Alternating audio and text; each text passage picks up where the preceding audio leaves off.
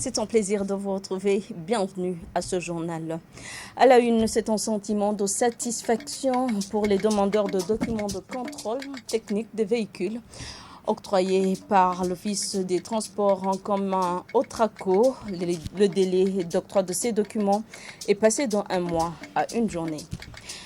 Au cours des 2 derniers semestres, plus de 53 milliards de francs burundais ont été investis dans le secteur de l'eau potable et de l'assainissement au Burundi, un montant dit encore inférieur aux besoins qui sont d'environ 890 milliards d'ici 2025.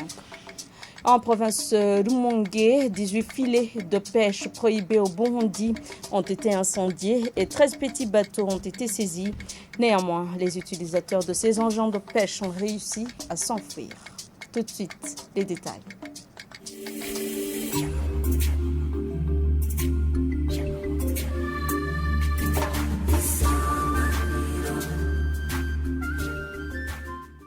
Encore une fois, bienvenue. Les documents de contrôle technique des véhicules octroyés par l'Office des transports en commun OTRACO sont obtenus aujourd'hui en ayant une journée.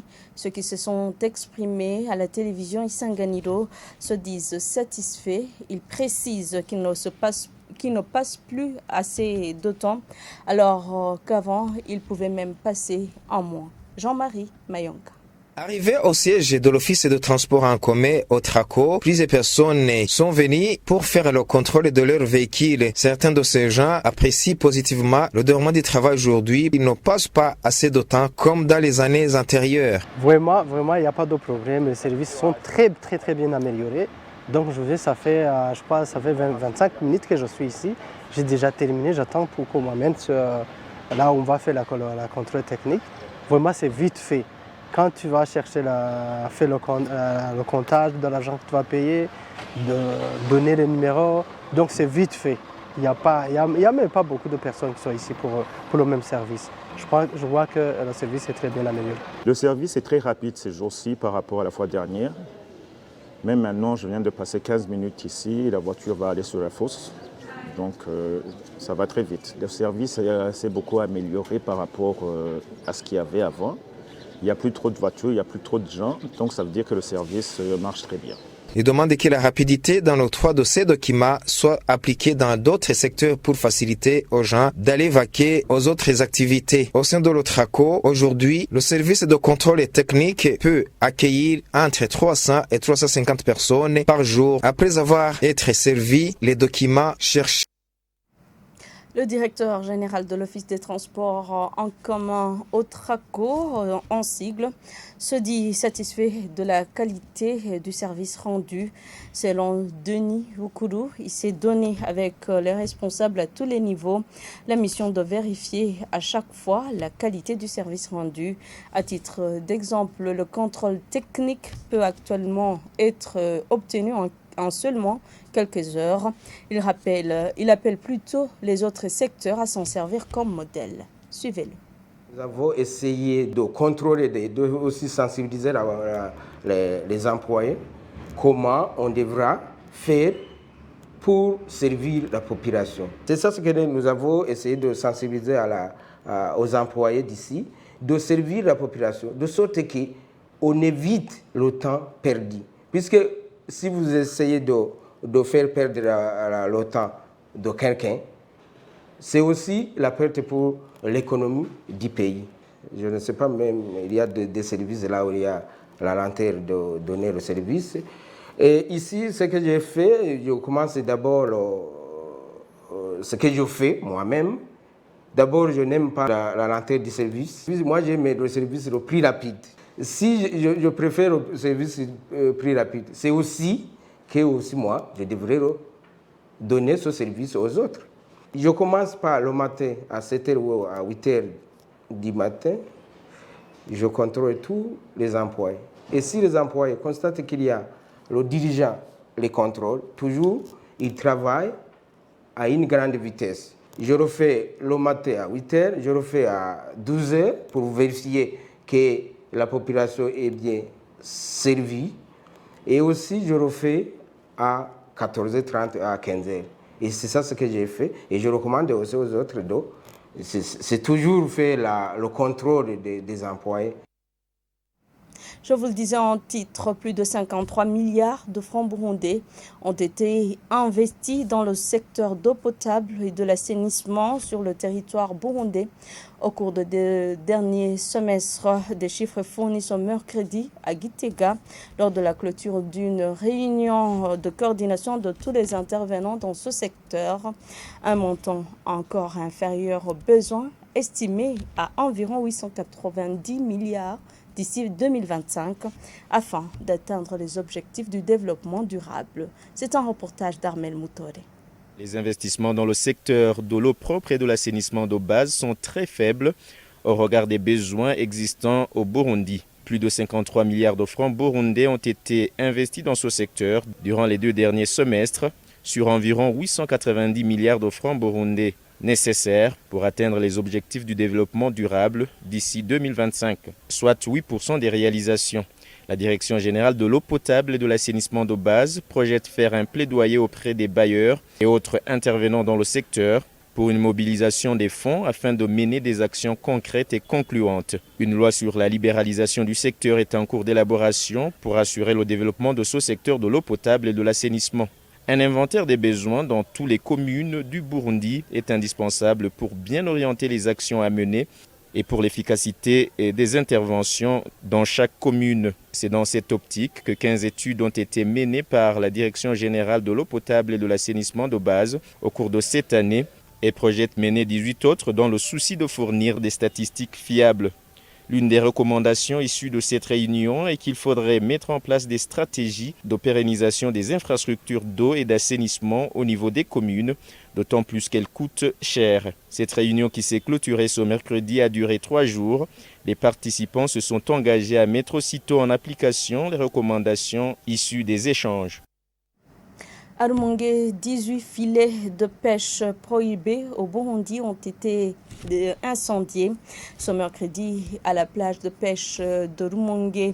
Tous ces filets, de même que 13 petits bateaux de pêche utilisés, ont été saisis dans les eaux du lac Tanganyika côté Rumongue au moment où le lac était au repos, comme l'annonce le chargé des statistiques sur la production halieutique sur les plages de Rumongue, Gatete et Karonda.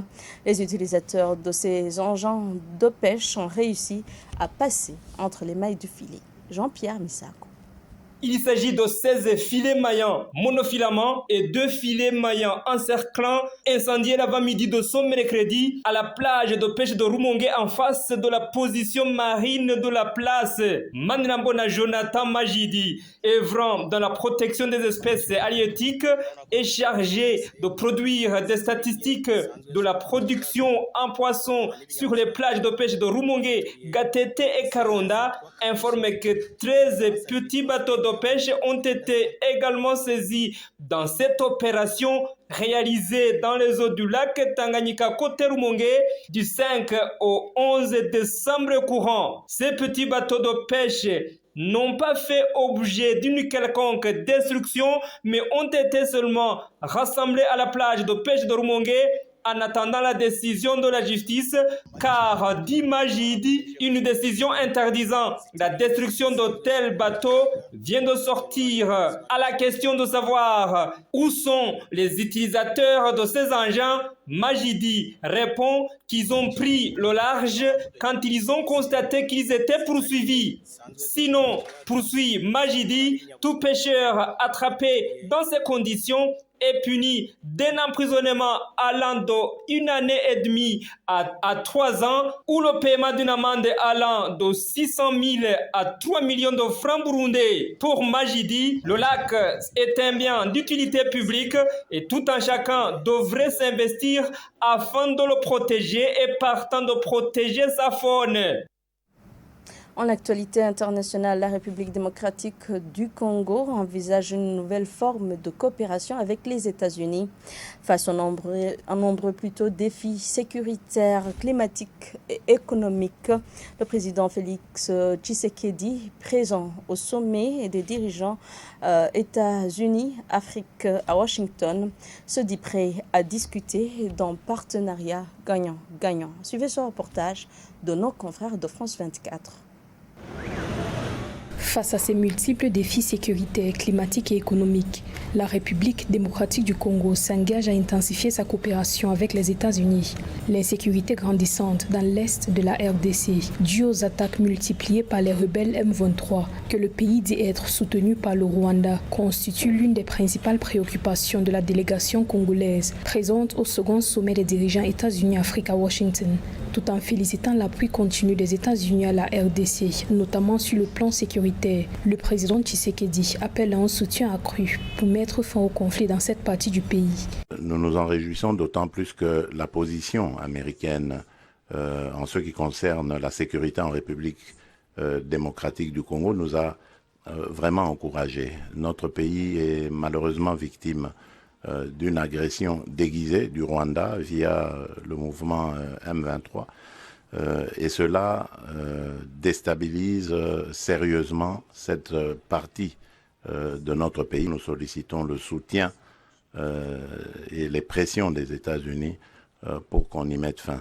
Les sources de l'impact climatique sont manifestes. Le 13 décembre 2022, la République démocratique du Congo a connu des inondations et des glissements de terrain meurtriers provoqués par des pluies diluviennes à Kinshasa. Le bilan fait état d'une centaine de victimes, plusieurs déplacés et d'importants dégâts matériels. Alors que la RDC demeure une solution face au changement climatique, selon le président Tshisekedi, le chef d'État appelle les États-Unis à renforcer leur soutien à destination de son pays dans le domaine climatique. Contre le changement climatique, la République démocratique du Congo est un pays solution, mais malheureusement n'est pas suffisamment regardé et surtout pas suffisamment accompagné. Cet accompagnement qui doit venir des pays qui polluent. La RDC et les États-Unis s'engagent à favoriser l'expansion du commerce et des investissements entre les deux pays. En 2021, les États-Unis ont renouvelé leur stratégie de coopération au développement avec la RDC pour un montant d'1,6 milliard de dollars sur 5 ans. Soulignons que depuis 2020, la RDC a la possibilité d'exporter de nouveau vers le marché américain sans taxe douanière. À cet effet, le produit intérieur brut du pays devrait croître de 6,4% en 2022-2023. Ces exportations, constituées principalement de produits miniers et agricoles, ont atteint 623 millions de dollars en 2011. Le président Félix Tshisekedi se dit prêt à enrichir cette coopération, notamment dans les domaines de la transformation des mines, de l'industrie et de la création de chaînes de valeur, pouvant offrir des milliers d'opportunités d'emploi. C'était un reportage d'Africa 24 et non de France 24. Et voilà, c'est par ici que prend fin ce journal. Merci à tous de l'avoir suivi. Bonne suite des programmes avec la télévision Isanganiro.